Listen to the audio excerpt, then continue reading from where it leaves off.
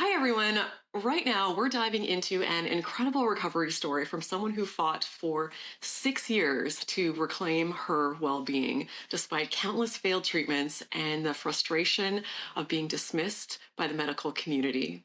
If you're new here, I'm Raelan, and here I interview people who have recovered from conditions like chronic fatigue syndrome, long COVID, and mold toxicity.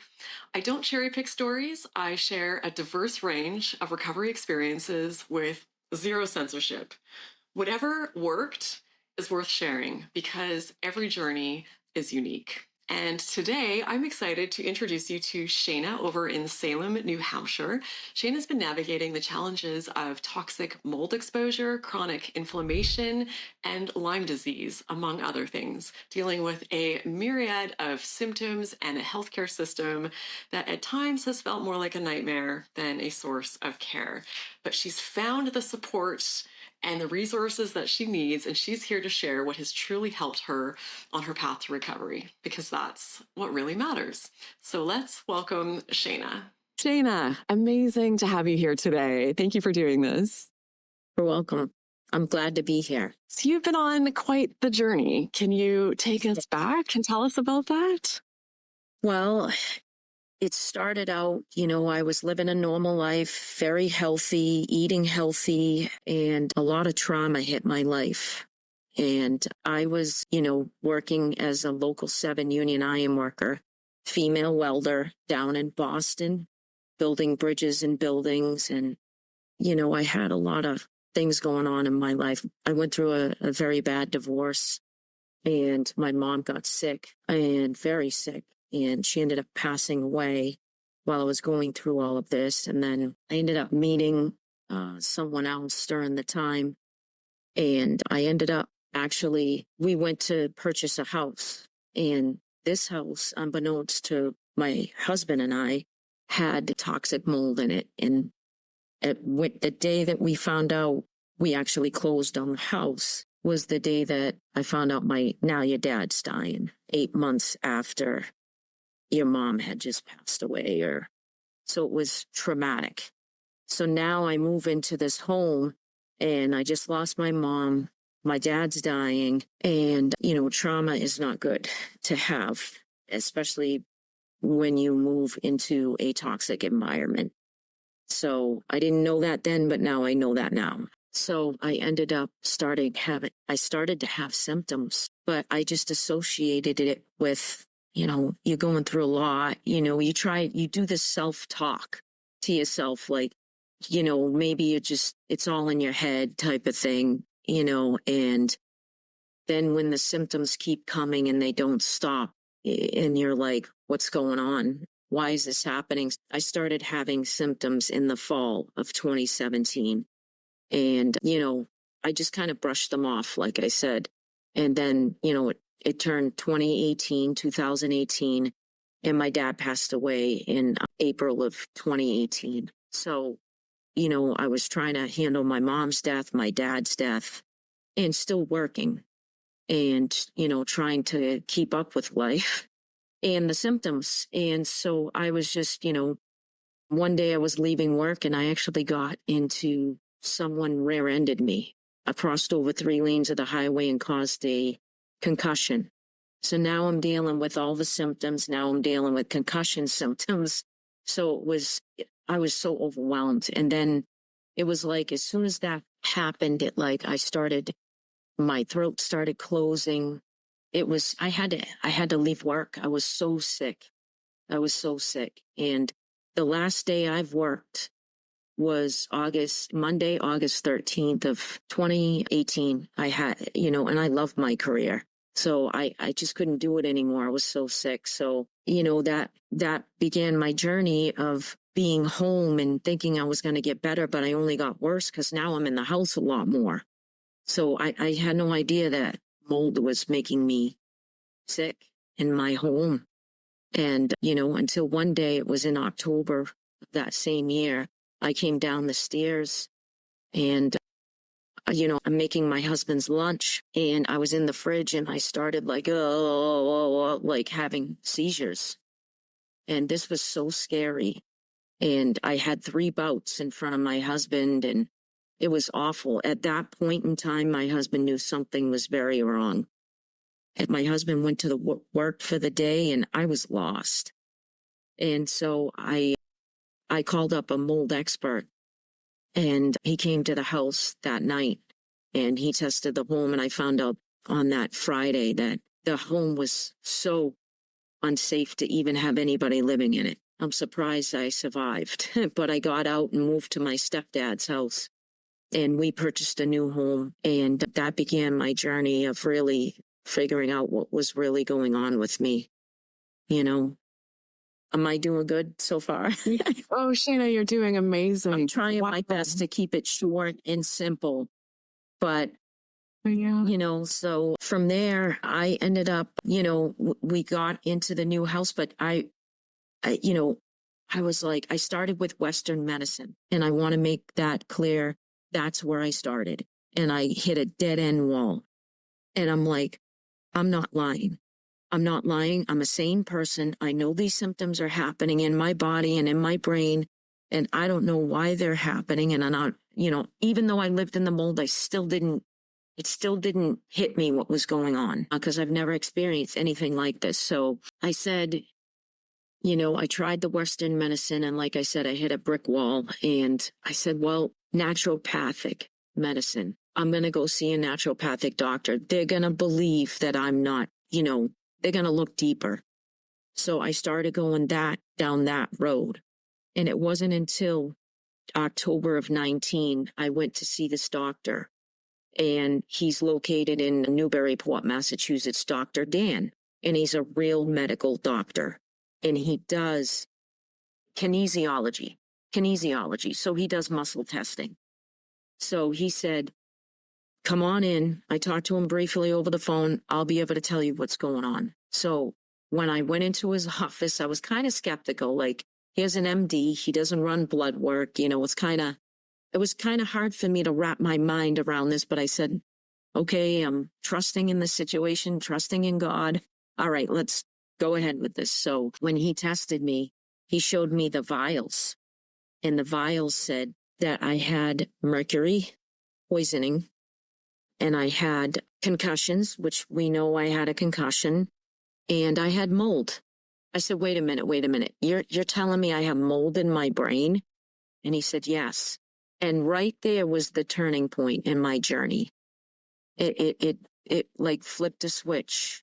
And I said, wait a minute, I still have mold in me, but doesn't the body detox itself? Like, I was a little confused because I'd never been down this route before. You're telling me I can be out of the mold, but the mold can still be in me. And he said, you got it. And then I jumped to another doctor right away because I had back-to-back appointments. And she was a Shoemaker trained doctor, and she figured out, you know, you have the genes. In fact, you have double dreaded multi-susceptible. So this is why you got sick in that home. But even though I was sad, you know, about having these genetics, I was happy. You know what I'm saying? There was finally an answer to all of my symptoms. And I said, I'm not crazy. She said, you're not crazy at all. You're not crazy at all. Your genetics tell the story.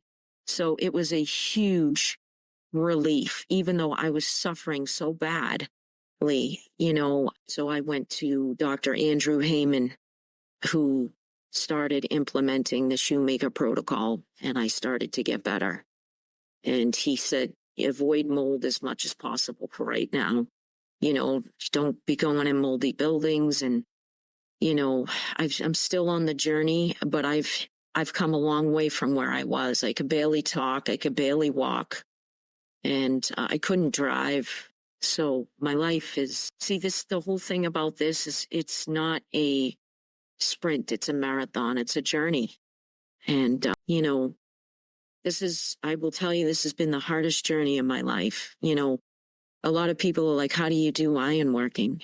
That's a really physically hard, demanding job that even some guys can't do. That looks so easy to me, as opposed to this journey I've been on with mold illness and CIRS and Lyme disease and everything. It's been the hardest schooling I've ever had in my life. This is an education that you can only have experience from if you go through it. You know, a college education is not going to give you what I've experienced, you know. So. Most medical degrees won't give you the No. information that you've experienced, unfortunately. You said you started the Shoemaker protocol that started to help for you. Can you tell us a bit about what that is?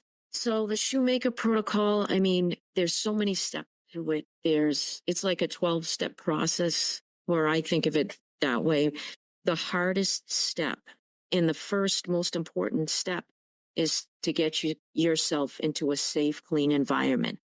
I've been trying to do that now for 6 years. It's not easy because of the way that everything is built today, the way that, you know, EMF is in every building, you know, exposure with which amplifies the mold toxicity to 600 times greater.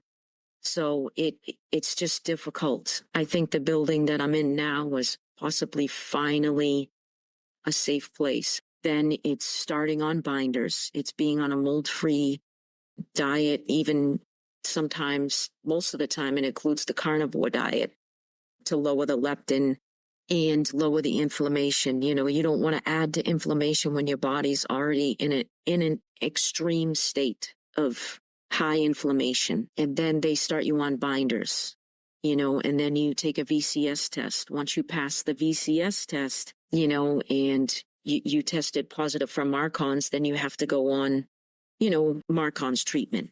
This is all based on you being in a safe environment.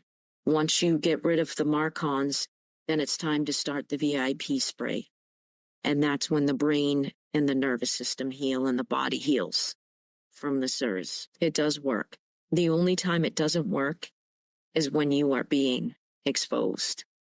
If you follow it to a T like they're telling you to, you will get better. You will completely heal. I've seen and talked to a lot of people, but the hardest step is the first step, you know, getting yourself into a clean, safe space. Unfortunately, it sounds like for you, like for a lot of people, you really had to feel your way around in the dark and try and figure this out. Not clear where to go, what you're supposed to be doing. Like, am I even crazy? Like, what is happening? Yeah. So for people listening and watching that might be facing some of these things, whether it's the inflammatory response or the genetic component or the mold exposure, what advice would you have for them to how to proceed from here? Like, how do you navigate a medical system that isn't really set up to deal with these conditions? Well, I would say you have to research. You have to be your own advocate. You have to know that just because a doctor has a degree on the wall doesn't mean they know everything. You know, as much as they are educated about the body, most doctors, when you go in to see them, they have no clue about this illness. I've had some doctors take notepads and say, go on, I'm interested in this syndrome, what you're going through, you know? So my advice to people that are struggling right now and don't know which direction, you have to get on the Facebook groups. Start adding yourself to as many, you know, toxic mold groups, because that's where I got some of my information from. That's where I navigated this very difficult illness. You know, people giving me advice, letting me know what doctors to see. You know, I thank God for those Facebook groups, because I think I'd still be lost, you know? And so definitely do your own research, believe in yourself, believe in the symptoms that are in your body. Don't let a doctor tell you that you're crazy or you're neurotic or need psychological help. I've had all of this happen to me. And so just, you know, love yourself, be kind to yourself, because everybody else out there sometimes with this illness, can kind of shut you out and shut you down. And because they're just not educated enough. So, you know, reach out to people, have a support group of friends that are going through the same thing or similar things. That's what I do. I talk to these people every day. You know, they call me, I call them, and we just share information. Buddy up, get a partner, and start researching together. I always try to go by. When you're given lemons in life, I love making lemonade out of it. I really do. I enjoy it because it's challenge and it shows that you can persevere, you can overcome, and you can turn things around, And sometimes when people go through these sicknesses and illnesses and these chronic illnesses, there's really a major blessing in it. You just have to open your eyes and see it. So just stick together, be your own, your own, I don't want to say little mini doctor, but you kind of have to be if, you have to watch out for yourself and make sure that you're getting the proper, correct treatment, Yeah, I think that is gold. I think be your own advocate and find the right people is such valuable advice. Did you find that you had to be careful about which people or which Facebook groups? Because some people tell me they get into some spaces that are really not helpful and they have to keep looking because maybe in that space, everyone tells you you're not going to get better or it's a lot of doom and gloom. So did you find you had to be selective with the people and groups you? Sort of like, there's people in there and that are just suffering. They can't find a safe space, safe environment to heal. They don't have the finances. They don't have the, just the resources to be able to help them navigate this illness or, these illnesses. If I run into any of that, which I seldom have, I just try to say, I give that person hope. You can heal. Don't let anybody tell you you can't heal because the body is meant to heal, so I know that, my position is not forever. Thank the Lord, because, I just keep positive and say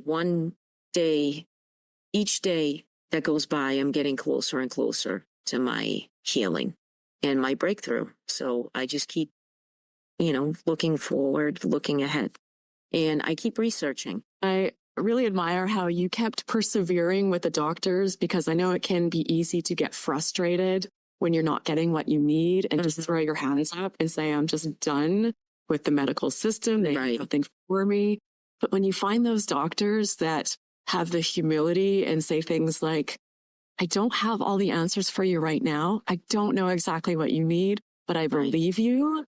This is real and I'm here for you and we're going to figure this out. Just someone who is going to support you and help you explore things. I mean, it's just a really amazing thing. It really is. It's nice to, I have a couple of doctors that are in my corner like that, and I'm so very grateful for them. So there's three sides to this, in my opinion. I tend to go with the doctors that have the gene and have felt the symptoms in their body, because now they can give you not only a college education, but their own personal experiences with the illness. So you've been through a lot. You've clearly learned a lot, grown a lot from this. I love your attitude. This is a challenge. I can take it on. I can be better. So what do you see for yourself next? What does the future for your life, your health look like this next phase? So me, making sure I'm in a safe, clean space, continuing to heal. And I want to help people. I want to spread the word. I want to get the word out there. I want to get it out there because there is a lot of people in this world with these genetics and they don't even know it. 25% of the world's population, if that comes out to a staggering 2 billion people, that is a lot of people in this world that are dealing with chronic illness and they don't know why. Fibromyalgia, IBS. I've learned a lot. I've learned a lifetime of education from going through this illness. It's not the way I wanted to. I'd rather go to college, but, instead of suffering. But sometimes in suffering, blessings come out, So in my future, I am opening up a business. I don't want to disclose it right now, but it will be to help people that are going through this and, shed some light on the illness and help them along their journeys. So, this is going for me in a direction that if you asked me a year ago, I wouldn't have believed you. But, I just think that I have not suffered like this for nothing. This is the direction I'm supposed to go in. You know, this is me taking those lemons and making really good lemonade out of it. So definitely. That's incredible. And for people watching, I'm going to link here because you've got me thinking, Shana, about an interview that I did with a medical doctor, Dr. Eleanor Stein. And she deals with a lot of these conditions that conventional medicine doesn't typically have information on. So she's a wealth of information and has a ton of free and low cost resources. So for people watching, this might be a place for you to start. And today's channel member shout out is to J.M. Jorgensen. Thank you so much for all of your support and for becoming a channel member. And I know that J.M. Jorgensen is the author of a book called On a Scale of 1 to 10, One Man's Journey with Chronic Fatigue Syndrome. So I will link that in the description as well. People watching, I really encourage you to check out his book. Thank you so much, Shana. It's so great to have you here. I really appreciate you doing this. Looking forward to people's comments. And I hope that those of you watching will join me in this next video with Dr. Eleanor Stein.